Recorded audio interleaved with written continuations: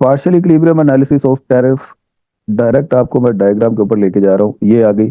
और ये इक्विलिब्रियम है, ये बन गई जी डिमांड, ये सप्लाई, और इक्विलिब्रियम प्राइस आ गया 3 पे। तो अब ये डायग्राम देख के मुझे बताया फटाफट, ये नेशन 1 की है या नेशन 2 की है?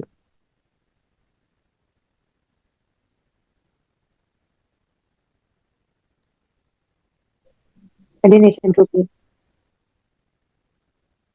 जी एम वन क्या कहती हो?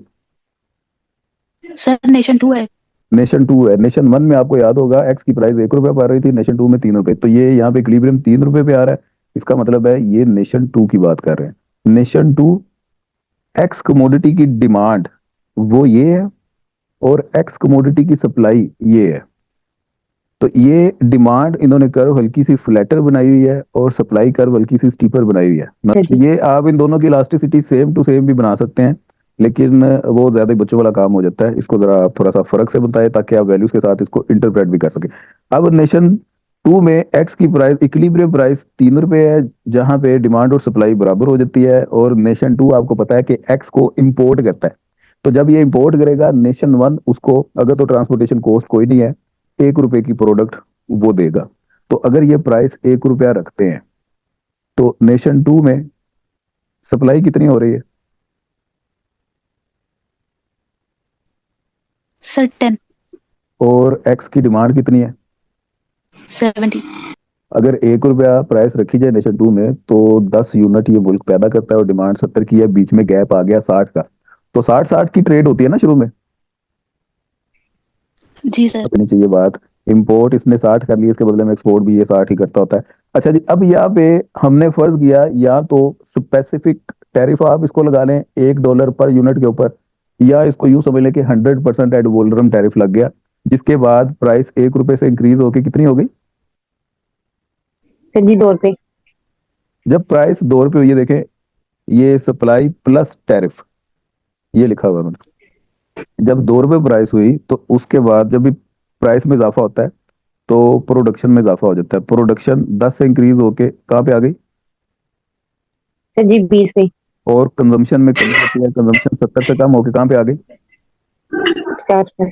50 पे। तो ये देखें, इसमें 10 का इजाफा हुआ है, इसमें 20 की कमी हुई है। तो ये इस वजह से है क्योंकि दोनों की स्लोप्स डिफरेंट है, इसकी ये स्लोप फ्लैटर है जरा, इसकी ये स्लोप शार्प है। सब लग रही है बात? जी सर जी। हाँ, ये चक्कर है। तो ये अब सप्लाई और डिमांड के दरमियान गैप कितना है? 30 का। तो टैरिफ लगने से एक बात क्लियर हुई कि overall welfare of the nation वो कम हो गई, ट्रेड वॉल्यूम श्रिंक हो गया, रिड्यूस हो गया। पहले ट्रेड 60-60 की हो रही थी, टैरिफ लगने से ट्रेड अब 30-30 की हो रही है। तो एक तो ये बात हमें समझ आती है, टैरिफ ने ट्रेड को कम कर दिया, वेलफेयर भी जिसकी वजह से नीचे आ गई है। अब ये यहाँ तक आपने काम करके आना है, नीचे ये एक्सप्लेनेशन लाजमी पढ़नी है, ये कल मैंने आप लोगों से सुननी है।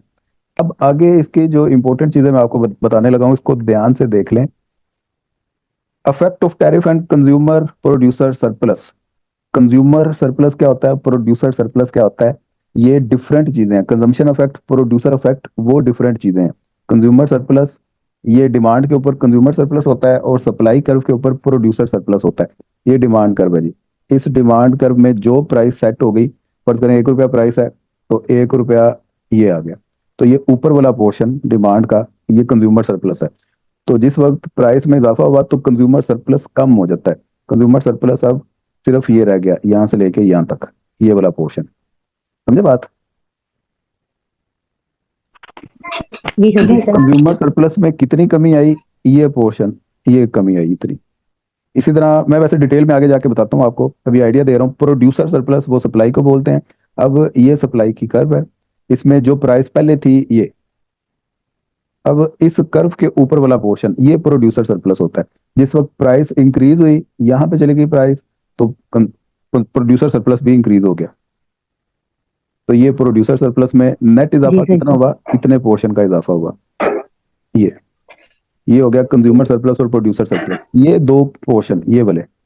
ये डेड वेट लॉस है, क्योंकि इकोनॉमी ने इनको सफर किया है, ये चीजें मिनिमाइज हुई हैं आपकी नेशन से। तो इसलिए ये जो दो छोटी ट्रायंगल हैं, इसे बोलते हैं डेड वेट लॉस। ओके। जी सर जी। और ये दरमियान वाला Thank you. ये रेवेन्यू इफेक्ट होता है।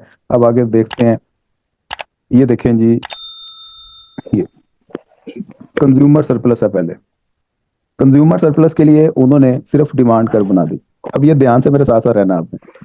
डिमांड में आपको पता है कि जिस वक्त $1 पर यूनिट की प्राइस थी तो डिमांड यहाँ पे है,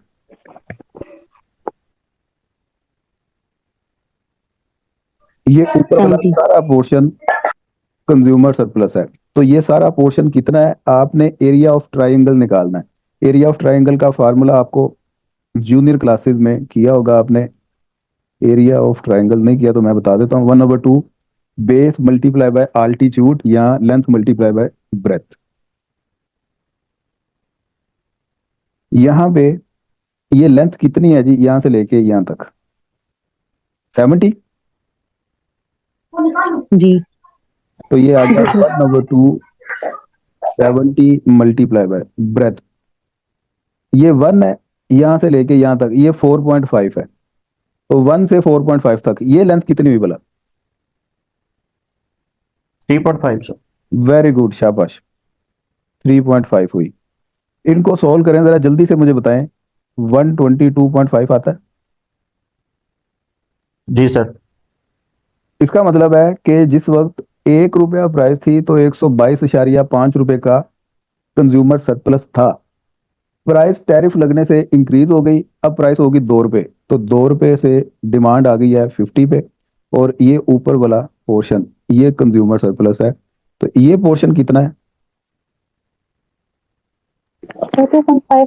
1/2 इंटू 50 मल्टीप्लाई बाय 2.5। शाबाश, इसको सोल्व करें जरा, बताएं क्या आंसर आता है? 62.5 आता है। जी सर। जी सर, यही है. अच्छा, जी सर जी। टैरिफ लगने से पहले कंज्यूमर सरप्लस 122.5 था, टैरिफ लगने के बाद कम होके 62.5 हो गया। तो ये तो फिर कंफर्म बात है कि कंज्यूमर सरप्लस वो माइनस में जा रहा है। बहरहाल हेडिंग इसकी हमने कंज्यूमर सरप्लस की ही देनी है, वो अलग बात है, सोल्व करके हम चेक करेंगे तो हम बताएंगे कि कंज्यूमर सरप्लस आपका लॉस में जा रहा है। ये बेसिकली कंज्यूमर लॉस है। तो नेट लॉस कितना हुआ? 122 में से 62.5 माइनस कर देंगे तो ये चेक करें जरा, 60 आ गया। जी जी सर सर। जी सर, जी 60 ही आया. तो ये 60 बेसिकली ये शेडिड एरिया ये कंज्यूमर लॉस को शो कर रहा है। तो कंज्यूमर लॉस $60 का हुआ है। मेरा ख्याल सभी को बात समझ लग गई है, इंक्लूडिंग उम्मे हबीबा। जी सर, जी. अमना असगर को भी लग गई है समझ? जी सर।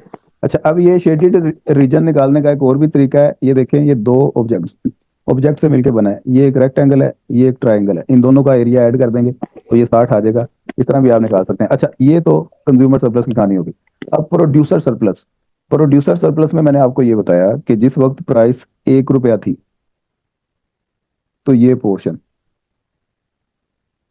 ये प्रोड्यूसर सरप्लस है, और जिस वक्त प्राइस इंक्रीज होके ₹2 हो गई तो ये पोर्शन ये प्रोड्यूसर सरप्लस का है। तो नेट गेन कितना हुआ प्रोड्यूसर सरप्लस में? तो वो शेडेड रीजन ना हुआ, ये जो शेड किया हुआ इन्होंने, जी सर, जी.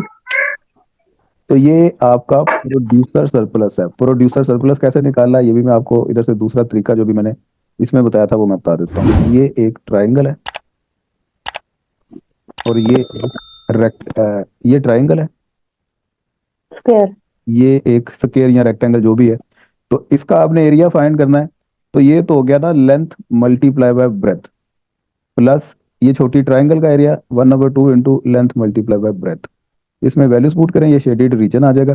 तो लेंथ कितनी है जी? 1 से लेके 10 तक। 10 मल्टीप्लाई बाय 1 होगा ना, ये हाइट तो इसकी 1 की है, समझे बात? जी सर. प्लस 1/2 यहाँ से 10 से लेके 20 तक, ये लेंथ कितनी है? 10 मल्टीप्लाई बाय ब्रेथ इसकी 1। तो ये 10 प्लस 5 15 हो गया। जी सर. तो ये शेडेड जी रीजन सर, जी 15 ही आया. प्रोड्यूसर सरप्लस वो 15 का है। तो ये देखिए नीचे लिखा भी हुआ है प्रोड्यूसर सरप्लस 15 और कंज्यूमर सरप्लस ये 60 का है। यहाँ तक क्लियर है सारी बात? जी सर. जी. ठीक है। अब आगे आपने इसका डेड वेट लॉस ये बताना है। ये डिटेल में यहाँ पे वैसे लिखा हुआ है, इसको पढ़ लेंगे, कंज्यूमर और प्रोड्यूसर डिटेल में आपको समझ आ जाएगा। ये नीचे cost and benefit of tariff, इसमें आपने फिर ये बताना है डेड वेट लॉस वो कितना है, और इसके अलावा गवर्नमेंट को जो रेवेन्यू कलेक्ट हुआ है या टैरिफ रेवेन्यू वो कितना है। तो जी मैंने आपको जैसा कि पहले अर्ज की थी कि ये दो पोर्शन, एक तो ये वाला, एक ये वाला, ये डेड वेट लॉस है। तो ये इधर इन्होंने बताया हुआ है, आप भी कैलकुलेट कर सकते हैं। ये 5 है, ये 10 है, इन दोनों को ऐड किया तो 15 आ गया डेड वेट लॉस। ये फिर 5 + 10 15 का हो गया। डेड वेट लॉस को प्रोटेक्शन कॉस्ट भी कहते हैं, याद रहेगी बात। जी सर, प्रोडक्ट। जी सर जी। उसके बाद टैरिफ रेवेन्यू, टैरिफ से मिलने वाला रेवेन्यू वो कितना है। ये देखें यहाँ पे 15 इन्होंने बड़ी अजीब बात लिखी हुई है। टैरिफ से मिलने वाला रेवेन्यू हालांकि 30 नहीं था भाई, गवर्नमेंट को रेवेन्यू $30 का मिला था ना, 30 की इंपोर्ट हुई है। जी सर। तो अब यहाँ पे ध्यान से सुन लें, उस $30 में से आधे इन्होंने प्रोड्यूसर्स को दे दिए थे, क्योंकि जो प्रोडक्शन में इजाफा हुआ था, प्रोड्यूसर ने प्रोडक्शन में इजाफा किया था उस मद में, इसने इकोनॉमी की वेलफेयर पे लगा दिए $15, तो बकाया इनके पास ये 15 है। तो कलेक्ट इनको 30 ही हुए हैं। तो ये आपका काम कंप्लीट है। Dead weight loss, consumer surplus, producer surplus, tariff revenue, consumption effect, production effect और गवर्नमेंट रेवेन्यू, ये सारी चीजें आपने इसकी एक्सप्लेनेशन में करके मुझे, ये आपकी समझ लें असाइनमेंट है। मुझे कल इकोनोमेट्रिक्स की क्लास होगी आपकी, उस क्लास से पहले पहले ये सारी चीजें मुझे डिटेल में लिख के सेंड करनी है आपने, एक एक बच्चे ने। ओके जी। जी सर जी। जी सर। अच्छा, और जाते जाते ये पिछले टॉपिक में ना, पिछले चैप्टर में एक टॉपिक हमारा मिस हो गया था, इसको भी नजर जरा मार लीजिएगा, खुद देख लीजिएगा, आसान काम है। ये भी करना है आपने, पूछ लेता होता वो, growth and trade in both nation, ये वाला 7.6A।